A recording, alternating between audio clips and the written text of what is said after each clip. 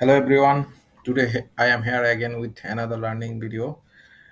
Today I am going to discuss a warning letter that is issued by FDA to Pharmaplus company Alexandria, Egypt.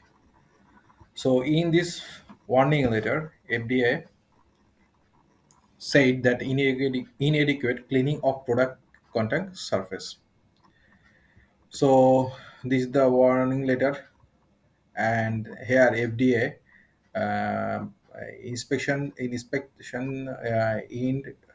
2022, and FDA said that the manufacturer failed to include all parts of the product containing equipment used in the manufacturing of medicinal product. So they also said that information documents do not include the transport container used for transporting medicinal product. So this is the observation they FDA give, and they don't get any satisfactory conclusion from the manufacturer. So they issue warning letter. Furthermore, FDA also criticized the manufacturer's incoming inspections.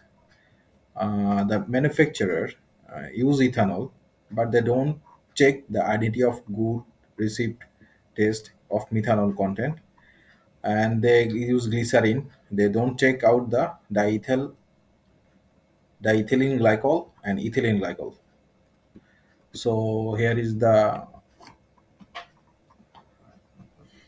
we have a look for an observations. Your firm failed to establish a follow adequate written procedure for cleaning, and you failed to include all piece of product contact equipment used in manufacturing of drug and device in your cleaning validation protocols. That means they don't include the all parts of the equipment that are involved or contact in product in their cleaning validation protocols. Especially they mention that transfer carriage vessels that is used to move medicinal product from anywhere, so creating a risk of that create a risk of contamination. And their in response they provide a kappa, they provide a list, but they don't provide the orders or in the list. So if they don't satisfied with this kappa and their corrective actions, so FDA suggests for some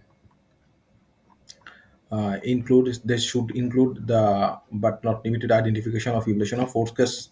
So there's some give suggestion: drug with higher toxicity, drug with higher drug potencies, drug with low solubility in their cleaning solvent, drug with characteristics that make them difficult to clean, swab location for areas that are most difficult to clean, maximum hold time before cleaning.